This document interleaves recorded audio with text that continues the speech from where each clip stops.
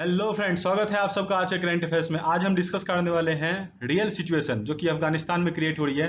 तालिबान के कैप्चरिंग, जो कि वो नए के नए डिस्ट्रिक्ट कैप्चर करते जा रहे हैं, और वो क्यों एक कंसर्न है ऑल ओवर वर्ल्ड के लिए, specially India, Russia, China, Pakistan and USA के लिए, क्योंकि ये कंट्रीज मेजर स्टेक होल्डर्स हैं अफगानिस्तान में। इन्होंने इन्वेस्टमेंट की हुई है और इन्हें आगे भी जियो पॉलिटिकल कंसर्न है आसपास की कंट्रीज में ये कैसे इम्पैक्ट होने वाला है। तो तालिबान का रूल आने से पहले लोग उससे काफी डर रहे हैं, और कुछ लोग ऑफ कोर्स चाइना जैसी कंट्री खुश भी है।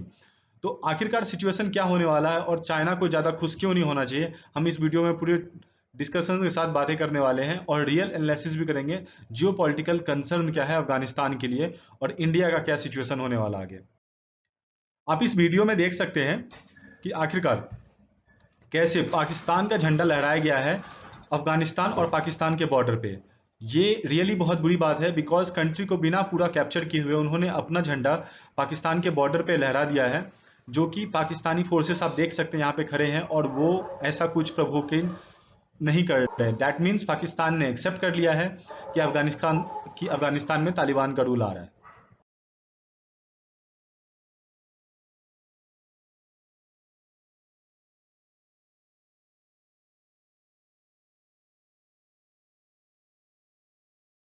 अगर आप इस न्यूज को सही से देखें, अफगानिस्तान ने जब वहां पे तालिबान के कुछ फाइटर्स ने जब झंडा फहराया, तो एक्चुअली ये न्यूज बीबीसी में पहले आई और बहुत सारी लोगों ने इसके बाद इसके ऊपर कवर करने लगे, और ऑल ओवर सारी इंटरनेशनल मीडिया एक्चुअली में तालिबान को अभी बहुत ज़्यादा कंसर्न से देख रही है, क्योंकि आने वाली सिचुएशन जो होगी, अगर तालिबान ने पूरा का पूरा अफगानिस्तान को कैप्चर कर लिया, तो इससे वर्ल्ड के ऊपर बहुत ही ज़्यादा प्रॉब्लम हो सकता है। इसी कारण इंटरनेशनल मीडिया छोटे छोटे खबरों को बहुत ही डिटेल में करके दिखा रही है।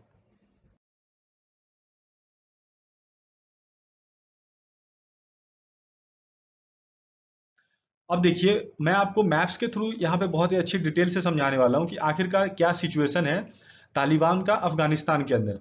आप सबको पता होगा मेरे ख्याल से कि तालिबान कैसे आया था। तालिबान एक तालिब ग्रुप था जो कि एजुकेशनल पर्सन थे। उन्होंने सोवियत से लड़ने के लिए उसे यूएस ने खड़ा किया था, और यूएस ने जब उन्हें खड़ा किया तो उसे सपोर्ट मिला था पाकिस्तान का।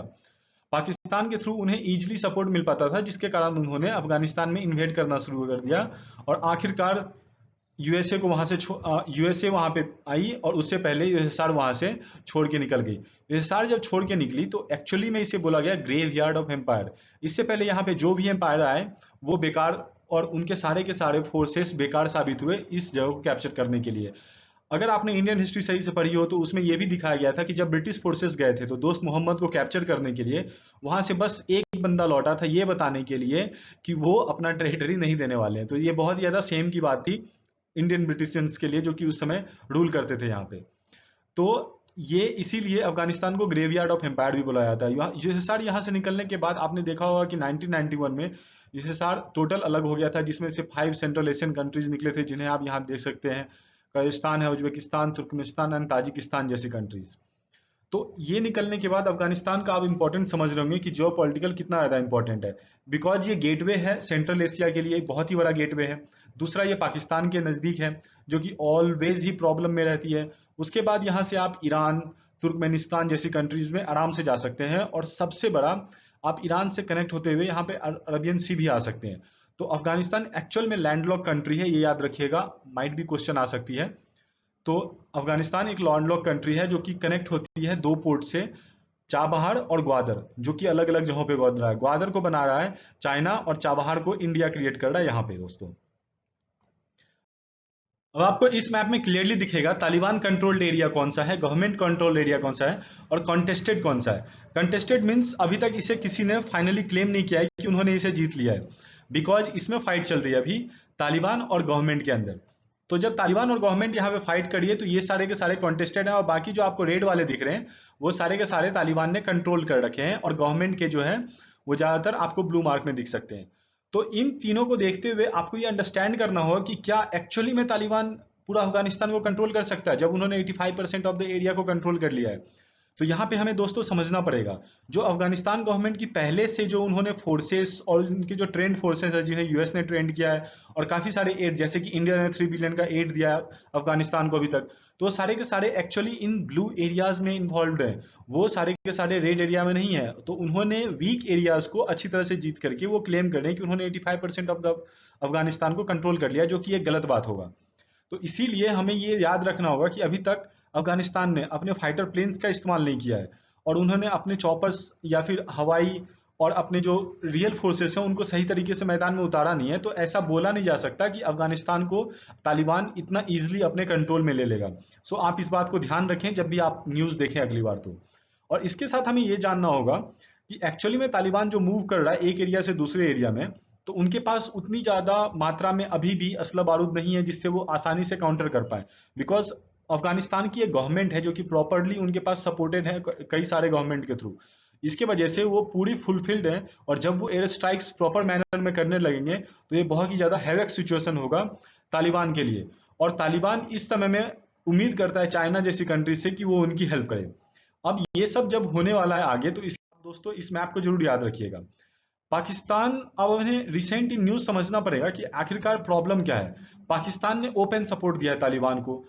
तालिबान सपोर्ट दिए हैं चाइनीज इंटरेस्ट को। उन्होंने, आपने देखा होगा कि जो तालिबान के स्पोक्स पर्सन है उन्होंने ओपनली जाकर के ये बोला कि हम चाइनीज इंटरेस्ट को अफगानिस्तान में सपोर्ट करेंगे अगर चाइना हमारा साथ देते रहे। तो इसी तरह से वर्स्ट सिचुएशन फॉर इमिग्रेंट्स जो हो रहा है वो अफगान इमिग्रेंट्स जो अपने नियर बाय कंट्री जा रहे हैं, जो कि तजाकिस्तान में आपने देखा रिसेंटली, वो बहुत ही ज़्यादा उनके ऊपर प्रॉब्लम क्रिएट होते जा रही है।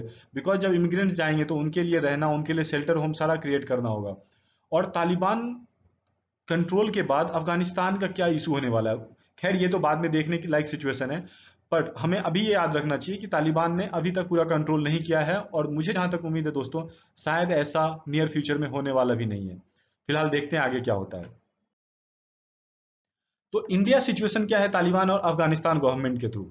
तो हमें अभी जयशंकर जो हैं, हमारे जो फॉरेन अफेयर्स मिनिस्टर हैं, मिस्टर एस जयशंकर, वो अभी विजिट किए हैं पाकिस्तान काउंटर पास्ट और शाह मोहम्मद कुरैशी जो है उनके, और ताजिकिस्तान में दसानबे एक जगह है, वहां पे उन्होंने शंघाई कॉर्पोरेशन ऑर्गेनाइजेशन का एक मीटिंग हुआ है, जिसमें मेन कंसर्न ये होने वाला है। ये मीटिंग एक्चुअली में दोस्तों कल होगी, और इस मीटिंग में मेन कंसर्न ये होगा कि आखिरकार तालिबान का कंट्रोल किस तरह हो रहा है, और अफगानिस्तान गवर्नमेंट के साथ क्या किया जाए, और उनका सहायता किया जाए, या किस तरह से न्यूट्रल पोजीशन में अगर कोई मेंटेन करने वाले हैं तो आखिरकार वो क्या होगा। रसिया ने इस मामले में ऑलरेडी बोल दिया था कि फॉरेन जो पावर्स हैं वो इंटरवीन ना करें अफगानिस्तान में, तो ज्यादा बेहतर होगा उनके लिए। तो ये एक तरह से थ्रेट दिया गया था। और इस मीटिंग से पहले तालिबान ने एक बहुत ही धमकी भरे खतों में लिखा है कि जो एक्चुअली में जो आईओसी को रिप्रेजेंट करते हैं टर्की, वो टर्की इंटरवीन ना करे इस वार में तो उनके लिए बेहतर है। बिकॉज अगर वो मुस्लिम ब्रदरहुड दिखाते हैं और अपना पावर शो ऑफ करने की कोशिश करते हैं तो शायद वो उनके अगेंस्ट जा सकता है। और इसके साथ दोस्तों हमें चाइना का सिचुएशन देखना होगा। चाइना के बॉर्डर पे जिंगजियान प्रोविंस है, और जिंगजियान प्रोविंस मुस्लिम को एक्चुअली वहां पे परेशान किया जाता है। अगर तालिबान का रूल इन फ्यूचर आता है तो चाइना के लिए भी एक बुरी खबर है, बिकॉज कहीं ना कहीं से फिर उन्हें सपोर्ट पहुंचेगा, जिसकी वजह से प्रॉब्लम वहां क्रिएट होगी। अब फॉर एग्जाम्पल आप पाकिस्तान में देख सकते हैं कि आज भी एक बॉम्ब ब्लास्ट हुआ है, और उस बॉम्ब ब्लास्ट में एक्चुअली में चाइनीज कुछ वर्कर्स थे, और उससे पहले उनके जो कमांडर थे उसके साथ 22 फोर्सेस को मार दिया गया था, जो कि पाकिस्तान तालिबान है। आप याद रखिएगा, पाकिस्तान तालिबान और अफगानिस्तान तालिबान अलग है। तो इसीलिए अगर अफगानिस्तान पावर में आती है तो उसके जो नियर बाय एरियाज हैं उनके एक्सप्रेशंस बढ़ जाएंगे, वो ज्यादा मोटिवेट हो जाएंगे अपने फ्रीडम को लेकर के भी। इसीलिए अफगानिस्तान का पीसफुल रहना उसके नियर बाय कंट्रीज और सभी के लिए अच्छा है दोस्तों। सो इसी के साथ thank you for watching the video. अगर आपको पसंद आया हो तो आप चैनल को लाइक और सब्सक्राइब जरूर कीजिएगा।